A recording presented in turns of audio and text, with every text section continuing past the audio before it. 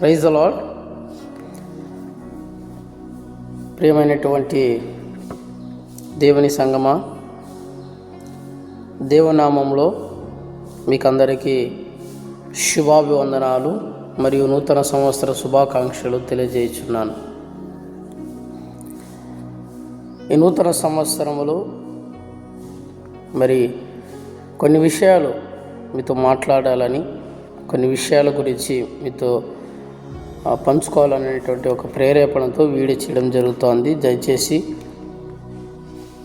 Skip చేయకుండా వీడియోని మొదటి నుంచి చివరి వరకు చూడండి.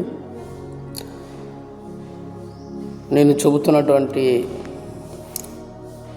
దేవుని యొక్క ఈ మాటలు నిజము అని మీకు అనిపిస్తే, సరైనదని మీకు అనిపిస్తే దయచేసి మరి మీ స్నేహితులకు ఈ మాటలను పంపించగలరని నేను ప్రభు పేరిట మిమ్మల్ని కోరుకుంటున్నాను. దయచేసి షేర్ చేయండి, సబ్స్క్రైబ్ చేయండి. అదేవిధంగానే మీ యొక్క అభిప్రాయాలు కూడా కామెంట్ రూపంలో దయచేసి పంచుకోగలరని ప్రభు పేరిట మిమ్మల్ని కోరుచున్నాను. మరి ఇకపోతే చాలామంది నూతన సంవత్సరంలోనికి ఎంటర్ అయ్యే క్రమంలో చాలా రకమైనటువంటి వాగ్దానములను తీసుకుంటూ ఉంటారు మందిరాల్లో. కొన్ని చర్చెస్లో నూతన సంవత్సర వాగ్దానాలు తీసుకోవడం వారికి అలవాటుగా ఉండదు. కొన్ని చర్చెస్లో అలవాటుగా ఉంటుంది. కానీ ఆ వాగ్దానము తీసుకున్న వారితో కావచ్చు, వాగ్దానము తీసుకొనని వారితోనైనా కావచ్చు, నేను చెప్తున్నటువంటి మాటలు దయచేసి జాగ్రత్తగా మీరు ఆలకించండి. ఏంటి అంటే, మనందరికీ తెలుసు దేవుడు చేసినటువంటి ప్రతి వాగ్దానము యొక్క నెరవేర్పు మన జీవితంలో జరగాలి అంటే ఖచ్చితంగా ఆజ్ఞ ఉంటుంది. దేవుడు ఇచ్చేటువంటి ఆశీర్వాదాలు పొందుకోవాలన్నా, దేవుడు చేసినటువంటి వాగ్దానాలు నెరవేర్చబడాలన్నా ఖచ్చితంగా ఆజ్ఞ తప్పకుండా మనము నెరవేర్చవలసినటువంటి వారమై ఉన్నాము. ఉదాహరణకి, నీవు దీర్ఘాయుష్మంతుడు అగుదువు అనే వాగ్దానము నీకు వచ్చింది అనుకోండి. ఒక మనిషి ఎట్లా దీర్ఘాయుష్మంతుడు అవుతాడో బైబిల్లో మనకు దేవుడు స్పష్టంగా రాయించాడు. మొదటిది, దేవుణ్ణి ప్రేమించి దేవుని యొక్క కట్టడను అనుసరించి వాక్యానుసారముగా నీ జీవించిన యెడల నువ్వు దీర్ఘాయుష్మంతుడు అగుదువు. ఇకపోతే రెండవదిగా, నీ తల్లిని తండ్రిని నువ్వు సన్మానిస్తే నువ్వు దీర్ఘాయుష్మంతుడు అగుదువు. దీర్ఘాయుష్మంతుడు అగుదువు అనే వాగ్దానం నీకు వచ్చింది. మరి ఆ వాగ్దానం నెరవేర్చబడాలంటే మనం ఏం చేయాలి? తల్లిదండ్రులను సన్మానించాలి. తర్వాత దేవుణ్ణి ప్రేమించి దేవుడి యొక్క ఆజ్ఞలను, దేవుని యొక్క కట్టడలను అనుసరించి మనం నడుచుకోవాలి. ఈ ఆజ్ఞను ఎప్పుడైతే మనం నెరవేరుస్తామో అప్పుడే దీర్ఘాయుష్మంతుడు అగటానికి అవకాశం ఉంది. ఇకపోతే సామెతల గ్రంథము 3వ అధ్యాయము 8వ వచనంలో ఒక మాట ఉంటుంది. అప్పుడు నీ దేహమునకు ఆరోగ్యమును, నీ ఎముకలకు సత్తువును కలుగును అని ఉంటుంది. ఇది వాగ్దానము. అప్పుడు నీ దేహమునకు ఆరోగ్యమును, నీ ఎముకలకు సత్తువు కలుగును అన్నది వాగ్దానము. మరి మన దేహమునకు ఆరోగ్యము కలగాలన్నా, మన ఎముకలకు సత్తువ కలగాలన్నా మనం చేయవలసినటువంటి పని ఏమిటి అంటే, దాని పై వచనాలు 5, 6, 7 ఈ 3 వచనాలు చదివితే అక్కడ ఆజ్ఞ రాయబడి ఉంటుంది. ఏంటి ఆ ఆజ్ఞ అంటే, అందులో 5 ఆజ్ఞలు రాయబడి ఉంటాయి. 1, నీ స్వబుద్ధిని నీవు ఆధారము చేసుకొనక నీ పూర్ణ హృదయంతో యెహోవా యందు నమ్మకం ఉంచుము. తర్వాత ఏమంటున్నాడు? నేను జ్ఞానిని కదా అని నీవు అనుకొనవద్దు.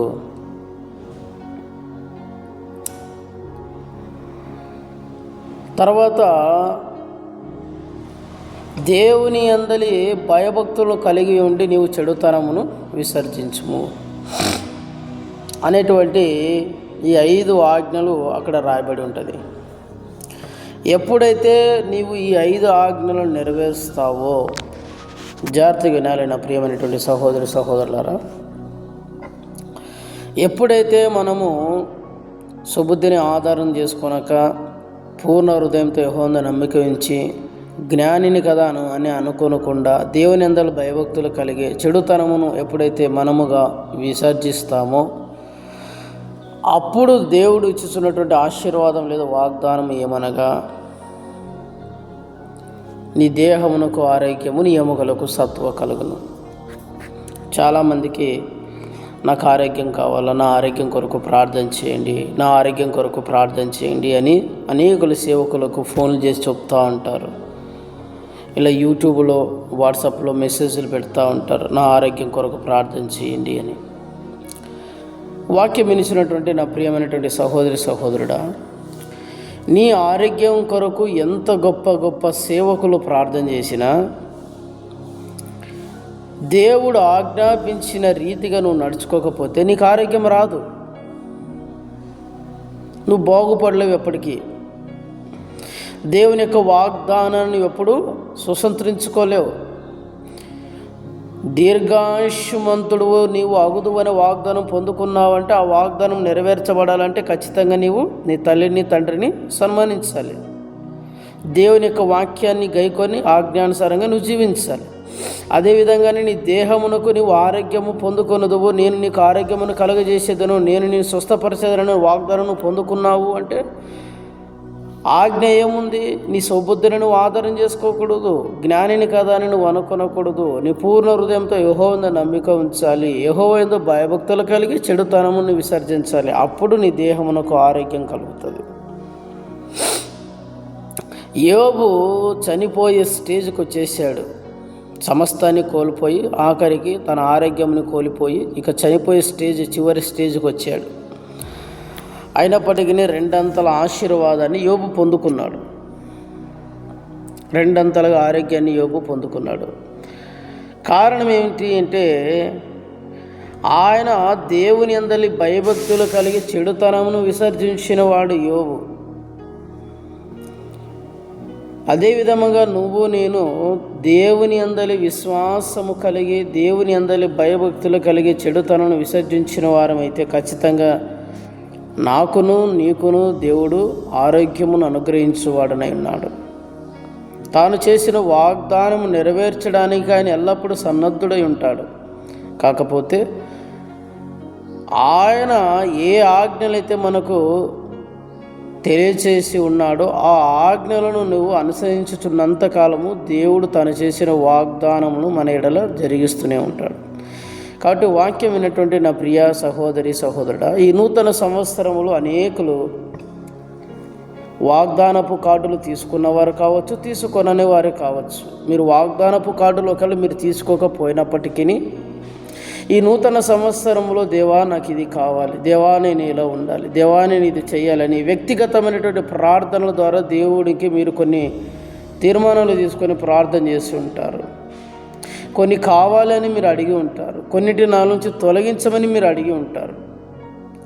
అటు వాగ్దానం తీసుకున్న వారు కావచ్చు, వాగ్దానపు కార్డులు తీసుకుని వారు కావచ్చు, అది ఎవరైనా సరే ప్రభు పేరిట మీకు నేను తెలియజేసినటువంటి ఒక మాట ఏంటంటే, నీవు గనక దేవుని ఆజ్ఞను నెరవేర్చే స్థితిలోనికి నువ్వు రాగలిగితే, మాట ఇచ్చినవాడు నరుడు కాదు, ఆయన దేవుడు, ఆయనను నువ్వు ఎంతైనా నమ్మవచ్చు. ఎందుకంటే ఆయనకు సమస్తము సాధ్యమే గనక నీవు ఆజ్ఞను అతిక్రమించుకోకుండా నీవు ఆజ్ఞను అనుసరించి ఆజ్ఞను గైకొని నడుచుకున్న దానివైతే దేవుడు చేసిన వాగ్దానమును ఖచ్చితంగా నెరవేరుస్తాడు. నీవు చేసిన ప్రతి ప్రార్థన ఆయన ఈ నూతన సంవత్సరంలో అంగీకరించి మీకు ఆశీర్వాదమును కలగజేస్తాడు. కాబట్టి దయచేసి ఈ నూతన సంవత్సరంలో అడుగు పెట్టాము, మరి 2025 సంవత్సరం ఎలాగో గడిచిపోయింది. ఎంతోమంది చనిపోయారు, ఎంతోమంది ప్రమాదాలకు గురయ్యారు, ఎంతోమంది ఎన్నో వ్యాధులకు తెగుళ్లకు బలయ్యారు. కానీ నువ్వు నేను ఈరోజు సజీవులుగా ఉన్నామంటే దేవుని యొక్క మహాకృప. అంతే తప్ప నువ్వు నేనేదో మంచిదానవో మంచివాడవని కాదు. కాకపోతే నా ద్వారా నీ ద్వారా జరగవలసినటువంటి పనులు ఇంకా ఏవో ఉన్నవి. దేవుని యొక్క ఉద్దేశం, దేవుని యొక్క చిత్తం మన ఎడల జరిగించబడవలసినటువంటి కార్యం ఇంకా ఏదో ఉన్నది. కాబట్టి దేవుడు మనకి ఇంకా చక్కటి ఆరోగ్యమునిచ్చి ఈ నూతన సంవత్సరంలోనికి అడుగు పెట్టించాడు. కాబట్టి ప్రియమైనటువంటి సహోదరి సహోదరుడా, 2025 సంవత్సరం ఏ విధంగా అయితే నువ్వు వ్యర్థంగా పోనిచ్చావో ఈ 26వ సంవత్సరం అలాగున జరగకూడదు. ఎందుకంటే ప్రభు రాకడ బహు సమీపంగా ఉన్నది. కాలం మన చేతుల్లో లేదు. రేపటి దినం మనది కాదు. ఈరోజు నువ్వు ప్రభు కొరకు ఎలా బ్రతుకుతున్నావు? ఈరోజు నువ్వు ప్రభుని ఏ విషయాలు సంతోషపరిచావు? దుఃఖపరిచిన దినములిక చాలు, కోల్పోయిన ఆశీర్వాదాలు చాలు, నష్టపోయిన ఆరోగ్యం ఇక చాలు. కాబట్టి ఈ నూతన సంవత్సరంలోనైనా దేవుని కొరకు జీవించండి. తీర్మానము నీదైతే వాగ్దానము దేవునిది. నువ్వు ఏ తీర్మానాలు తీసుకుంటావో దానిని ఆధారం చేసుకొని దేవుడు తను చేసిన వాగ్దానపు విషయంలో ఖచ్చితంగా నెరవేర్చడానికైనా సమర్థుడు, నమ్మకస్తుడు. కాబట్టి దయచేసి ప్రార్థించండి, దేవుని పనిలో పాల్గొనండి, మీ సేవకులకు సహకరించండి. దేవునికి మహిమ కలుగును గాక. ఆమేన్.